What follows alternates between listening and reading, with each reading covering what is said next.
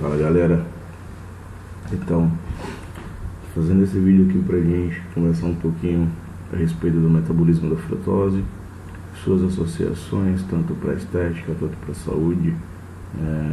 Talvez a gente relacionar estética e saúde talvez não seja possível, então a gente fala separadamente. Isso é um gráfico retirado de um artigo a respeito da perspectiva da frutose no metabolismo humano, na revista Nutrição e Metabolismo, né? Vocês podem achar aí na internet, é só colocar em inglês logicamente, frutose e perspectiva no metabolismo humano. Então o que acontece, né? Hoje em dia, assim como o leite e tantos outros produtos são bastante discriminados por algumas classes de profissionais por levarem e praticarem no que chamamos de terrorismo bioquímico, beleza? Então a ideia empregada em cima da frutose é que ela iria buscar uma via que por si só levaria um maior acúmulo de gordura, produção de gordura, etc e tal, que quando você começa a entender os aspectos que realmente rodeiam o metabolismo da frutose, a gente acaba por entender que pelo menos não é tão simplista assim, né? A gente começa a falar, a frutose em si, ela desde muito tempo atrás, ela já teve o seu início num processo de aplicabilidade em produtos industrializados, ou seja, elas começaram a ser aplicadas em produtos industrializados já há muito tempo atrás. E antigamente as indústrias elas acabaram por colocar a culpa na gordura em vez da culpa no carboidrato. Isso é uma coisa que o Eduardo fala, né? Tá aqui no grupo também, que as indústrias pegaram, mandaram literalmente quem produz os artigos, no caso cientistas, fazer essa associação puxando para o lado da gordura e não para o lado do carboidrato em si. Então começa daí o terrorismo bioquímico, que hoje ainda é mais dizimado por aí, né? Então a gente sabe que não é tão simples assim pensar de forma tão individualizada. Não é legal, não é produtivo. Então o que acontece? Quando a gente olha para essa imagem, deixa eu ver se eu consigo aqui, a gente consegue visualizar possíveis caminhos da frutose e o que ela pode vir a causar no nosso corpo, né?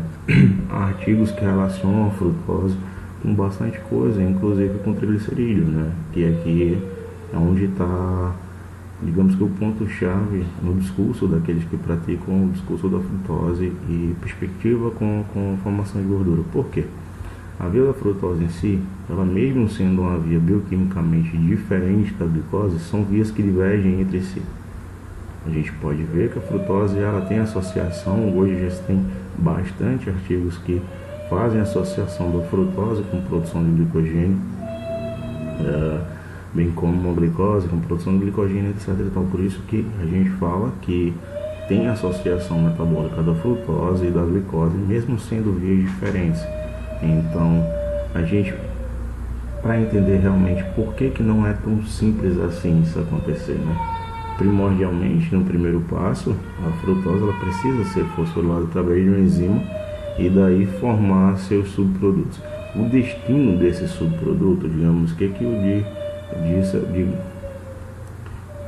dihidroxicetona fosfato travou bonito, né? Mas vamos lá. Para formar o subproduto através da frutose, algumas condições que têm que ser levadas em conta: a quantidade de frutose ingerida, a quantidade de glicose ingerida junto à frutose, se ela foi ingerida separadamente ou não. Ou seja, a carga total de carboidratos ela tem que ser levada em conta para saber o destino que essa frutose vai ter. Esse é meu sobrinho chorando, mano. Então, o que acontece, né? Essa frutose ela pode tanto levar para formar seus subprodutos, essa hidroxicetona fosfato, juntar com glicerol 3-fosfato e daí ter seu caminho mais, digamos, puxado para o lado do triglicerídeos. Ela vai depender dessa situação dietética. Então, por isso que eu acho que fazer simplesmente a direção de frutose para gordura ela não é tão vantajosa assim. porque essa frutose ela muito bem pode vir para reposição de glicogênio muscular, para reposição de glicogênio hepático. Essa frutose ela pode ser fosforilada até chegar na via glicolítica, na glicólise, até a frutose 6-fosfato. Por quê? Porque é assim que é, entendeu? O destino metabólico desses subprodutos formados da frutose ela vai depender basicamente daquilo que está aqui em cima, se é que me entende. Então, tá difícil, hein? Tá difícil. Então, vamos lá, continuar aqui porque a minha sobrinha tava chorando bastante, fazendo muito barulho. Então, como eu vinha falando para vocês, não dá pra gente pensar no metabolismo da frutose de forma tão isolada assim, porque isso vai depender basicamente do contexto dietético. E quando falo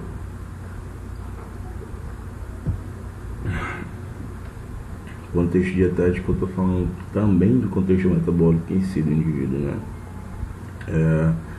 São caminhos que a frutose pode percorrer que vai levar e pode levar a alguma situação.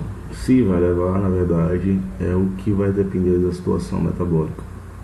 Por que eu digo isso? Porque a frutose, basicamente, ela vai ser metabolizada junto com a glicose. Então, daí a gente já tira que se eu tenho muita glicose, aí a frutose sim pode ser levada para um caminho diferente. Mas se eu não tenho tanta glicose disponível, logicamente a frutose vai ser metabolizada na via glicolítica. E daí eu não posso relacionar a frutose com triglicerídeos. Não dá para relacionar, porque não há possibilidade disso acontecer. Então por isso que depende do caminho metabólico, da condição metabólica que cada indivíduo se encontra. Então hoje, eu falo hoje, eu digo, no caso para trás, os artigos que já saíram criticando e que são os artigos que são usados por base para os cientistas, aliás, para os pseudocientistas que acabam, digamos que, usando a imagem que tem para favorecer ou desmerecer alguma coisa, tem de concreto, que na verdade não é concreto, para poder debater, a ideia é que a frutose ela vai ser metabolizada a gordura simples e simplesmente. Não dá para a gente fazer isso, né? Por exemplo, a gente tem artigos que... Basicamente os artigos eles são feitos em ratos, né? Porque é o primeiro modelo que a gente é utilizado, por ter, digamos que, uma fisiologia parecida com a nossa. Então, tem um artigo que eu li recentemente, que o cara usou 4 gramas de frutose por quilo de peso em um rato para associar o metabolismo da frutose, ou seja, olha a carga de frutose que ele submeteu a um ratinho. Independente do ratinho ter 3, 4, 5 quilos, 3 quilos, 5 quilos é muito, né? 3 quilos, imagina aí, faz um 4 vezes 3 e vê mais ou menos a quantidade de frutose que ele submeteu àquele ratinho, né? Então, é a ideia de carga, a ideia de condição dietética. Mas nós vamos lá. A frutose, como eu já falei, eu acho que eu já falei, eu não lembro nem o que foi mais que eu falei no começo do vídeo, ela vai ser metabolizada a frutose no fosfato, via enzima, e ela pode tanto percorrer seu caminho para a via glicolítica, ir direto para a glicose, ser transformada em glicose, ou ela pode entrar na via glicolítica como frutose 6-fosfato. Isso vai depender da condição metabólica, né? Como já foi dito várias vezes. Quando ela desce, faz seu caminho para esse lado, a dihidroxicetona-fosfato ela é formada, que pode ser diretamente convertida a glicerol 3-fosfato como a glicerol de 3-fosfato, se juntar a glicerol de 3-fosfato. Aqui é quem vai diferenciar a situação, e aqui é onde eles começam a usar, digamos, a levar as pessoas a pensarem da mesma forma que eles, né? Então, ela pode tanto fazer piruvato, ciclo do ácido carboxílico e virar gordura. Esse piruvato, por algum motivo, pode virar lactato. Isso aqui também já pode usar para quebrar a ideia de que ele vai fazer gordura simples e simplesmente. Posso muito bem, esse piruvato pode ser formado, ser desviado para produção de lactato, depende da condição, né? Então, por quê? Quando esse piruvato entra no ciclo do tricarboxílico, no ciclo de Krebs, ele vai fazer acetil-CoA. O acetil-CoA, quando se condensa com a molécula de oxalacetato, ela faz citrato, e esse citrato, por saturação, sai da mitocôndria, vai para o citoplasma e começa a fazer moléculas de gordura. Não é isso que acontece na bioquímica, né? Então, beleza.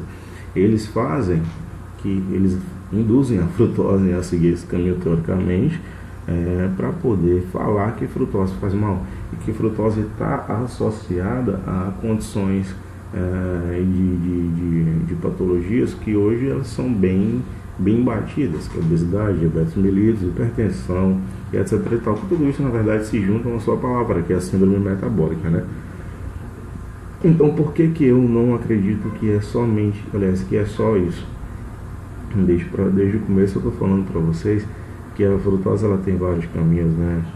Quando se junta o hidroxicetano fosfato e glicerol 3-fosfato, ela pode fazer frutose 6 de fosfato e dar seguimento à via glicolítica, né? Como a gente bem sabe, pode fazer frutose 6-fosfato, pode seguir direto, pode fazer glicogênio via UDP-glicose, origina de fosfato de glicose, ou seja, ela tem vários possíveis caminhos metabólicos para serem feitos antes de chegar a triglicerídeos. Por que eu digo isso?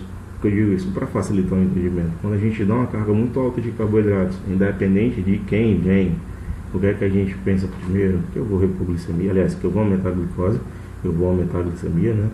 Com isso, aumenta a captação de glicose pela célula muscular, não é isso que acontece. Então a gente vai fazer ATP se tiver necessidade, a gente vai fazer glicogênio se houver necessidade, e por fim é que eu vou fazer triglicerídeos, vou fazer gordura. Então é basicamente a mesma coisa. Não dá para me pegar, traçar uma linha da frutose, ingerir frutose, ela vai vir direto para a gordura. Não dá, não pode ser assim. Então é por isso que muita gente, alguns médicos, algumas classes de médicos, até mesmo nutricionistas, que eles batem tanto na tecla de que a frutose ela está associada à gordura, e se eu associo a gordura, eu associo a doenças metabólicas, diabetes e obesidade, por exemplo, né? Não pode ser assim, não deve ser assim. Até porque, se você for parar para pensar, o consumo da frutose em si, se vier da fruta, ela é bem pequeno. Não dá para a gente dirigir uma carga de frutose tão alta a ponto de levar esse caminho metabólico da frutose para triglicerídeos. Então, quando você observa a carga de frutose, que na verdade vai se juntar com alguma outra molécula, ela vem basicamente de alguma bebida açucarada que utiliza sacarose, que utiliza algum composto, algum xarope de milho que contém a frutose na sua construção. Então por isso que aí sim a carga da frutose ela vai ser bastante alta e pode sim levar logicamente a um estado mais crônico à formação de gorduras. Mas tudo isso ainda depende do contexto individual, do contexto metabólico, do contexto dietético. Beleza, galera? Eu vou dar post nesse vídeo aqui porque eu acho que aqui nesse grupo a gente tem condição de render mais do que lá no outro grupo. Basicamente as pessoas não debatem, não conversam, não levantam assuntos, e aqui a ideia é que a gente faça a diferença, então que seja feita a diferença por aqui, né? Beleza? Então vamos ter, vamos ter discernimento quando a gente trata de nutrição, não só de nutrição, mas de treinamento também, porque nada tão simples assim. A gente tem que levar as coisas para o lado simples, mas não simples assim, entendeu? Não vamos praticar o terrorismo bioquímico, porque pegar só o metabolismo da frutose e associar ele a só uma coisa é muito simples, é fácil e não é concreto. Então a ideia é que a gente comece a interligar a frutose a várias coisas, porque daí a gente consegue ter um parecer bioquímico mais apropriado para falar de frutose. Beleza? Então da próxima vez que alguém chegar para você e falar que frutose ela faz mal, ela está relacionada com diabetes, com obesidade, pede para estudar mais, porque ela não é assim que funcionam as coisas, beleza? Então é basicamente isso. A ideia da imagem aqui por si só é autoexplicativa. Se a gente entende um pouco de bioquímica e sabe como que funciona essa situação, a gente vai saber que ela não é basicamente tão digamos que gordurenta assim. Na verdade essa palavra nem existe, né? Mas é bem isso. Então tamo junto, valeu, aquele abraço, fui.